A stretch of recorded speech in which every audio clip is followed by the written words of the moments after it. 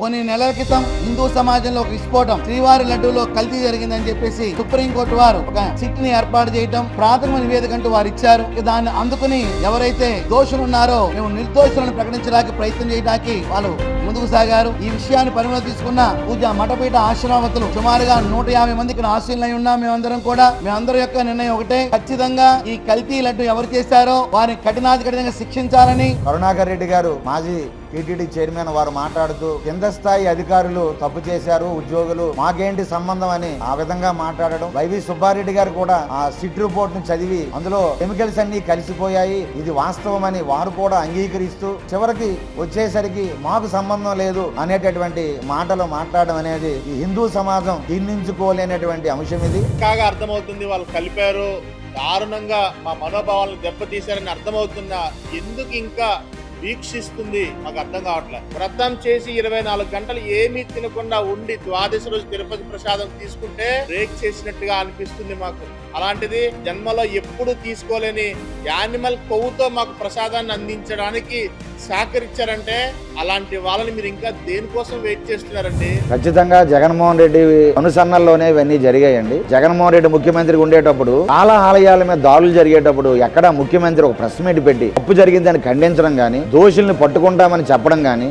ఎక్కడా మాట్లాడలేదు. సరికదా పిచ్చివాడు చేశారు, మధ్య చిమ్మితున్న వాళ్ళు పగలగొట్టేశారు, ఆ రాత్రి ఎవడో పిచ్చి వెర్రివాడేమో ఆ విగ్రహాలు పగలగొట్టాడని హిందువులను పిచ్చి వాళ్ళు చేసి మాట్లాడారు. ఆ విగ్రహాలు విరిపోతే సిమెంట్ బొమ్మలే కదా అని దేవతామూర్తిని కించపరిచి మాట్లాడారు. దేవాలయం మీద దాడులన్నీ కూడా చేయించి ఎవరిని పట్టుకోకుండా, దోషుల మీద కనీసం ఎంక్వైరీ చేయలే, కేసులు పెట్టలే, ఎవరిని పట్టుకోకుండా హిందూ సమాజాన్ని వంచారండి. ఖచ్చితంగా గత ప్రభుత్వంలో సుమారుగా వందల సంఖ్యలో దేవాలయాల మీద, దేవాలయ విగ్రహాల మీద, రథాలను తగలబెడతం మీద అనేక దాడులు జరిగినాయి. ప్రతి ఒక్కసారి కూడా మధ్యస్థితం లేదు అని చెప్పేసి ఒక టైటిల్ ఇచ్చి పక్కకి పంపించి ఏర్పాటు చేశారు. దీంట్లో పూర్తిగా జగన్ రెడ్డి గారి యొక్క హస్తం అని చెప్పి మేము నమ్ముతున్నాం. గతంలో ఒక 3.5 సంవత్సరాల క్రితం ఆ పార్టీ ఉన్నప్పుడు నేను తిరుమల దర్శనానికి వెళ్ళానండి. అప్పుడు లడ్డు ప్రసాదం కొనుక్కొని తినడం జరిగిందండి. ఆ తిన్నప్పుడు వాంతి అయిందండి. అప్పుడు డాక్టర్ దగ్గరికి వెళ్ళి చేస్తే ఫుడ్ పాయిజన్ అని చెప్పారండి. నేను తిన్నది లడ్డు ఒకటండి పొద్దున్న నుంచి, ఇంకేం తెలియదంటే అప్పుడు ఆ లడ్డే పాయిజన్ గా మీకు మారిందండి అని చెప్పినప్పుడు అక్కడ ఉద్యోగస్తులు కొంతమంది వచ్చి నన్ను కిందకి పంపించారండి బలవంతంగా. కలియుగ వైకుంఠ వారధుడు, వైకుంఠ వాసుడు ఆ లడ్డు ప్రసాదంలోనే జరగకూడని పాపం జరిగిందండి, కల్తీ జరిగింది. కిందసారి కార్యక్రమాల్లో రథాలు తగలడిపోయినాయి, గుళ్ళల్లో విగ్రహాలు నరికేశారు, విజయవాడ అమ్మవారి గుడిలో రథాలు పోయినాయి. ఏమని చెప్పారు? రథాలు తగలబడిపోయింది అనుకో మత్స్యమితం లేకుండా చేశామన్నారు. విగ్రహాలు నరికేటంటే ఎవరు చేసిన దానికి మాకు బాధ్యతలు ఏంటని అంటున్నారు. అట్లాగే లడ్డు కల్తీ చేసిన దానిలో వాళ్లే ఒప్పుకొని మా కింద స్థాయి వాళ్ళు కలిపారు కాబట్టి మాకేం సంబంధం అండి అని అన్నారు. కాకపోతే ప్రతిదీ కూడా వైసీపీ నాయకులందరూ కూడా ఏది జరిగినా కూడా కప్పిపుచ్చుకునేందుకు ఏదో ఒక డ్రామా ఆడి ఇది జరగలేదు. ఎందుకంటే దొంగను 10 మంది అయితే దొంగ అయిపోతాడు కదా అని వాళ్ళ ఉద్దేశం. అలా అన్నారు. ఇదేంటంటే రుజువులతో సహా బయటపడింది కాబట్టి దీన్ని ఎవరు కూడా కాదని అనడానికి ఇల్లేదు. ఇది క్షమించాలనేటువంటి నేరం. ఇది హిందూ అనేటటువంటి వాళ్ళు ఎవరు కూడా దీన్ని క్షమించరు.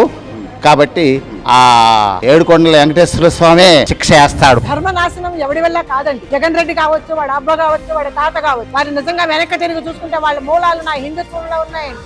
సనాతన ధర్మాన్ని పాటించిన వారు. నా భగవంతుడు కొండ విలువ తెలియజేసినప్పుడు ఈ పాపికి ఎవడు తెలియజేస్తాడో మనం వేచి చూడాల్సిందే. భక్తులందరి మీద కూడా ఇది కుట్రపూరితమైనటువంటి వ్యాఖ్యానం ఏంటి అంటే, ఇది ఏదైతే చేస్తున్నారో వాళ్ళు అది చేసేది మన హిందువులకి పిల్లలు పుట్టకుండా ఉండాలి, హిందువులకి ప్రజ్ఞత ఉండకూడదు, హిందువుల్లో ఆత్మ న్యూన్యతా భావం లేకుండా వాళ్ళంతా కూడా మా వెనకాల పడి కుక్కల్లా తిరగాలి అని చేస్తున్నారు తప్ప హిందూ దేవుళ్ళు గౌరవించరు వాళ్ళు.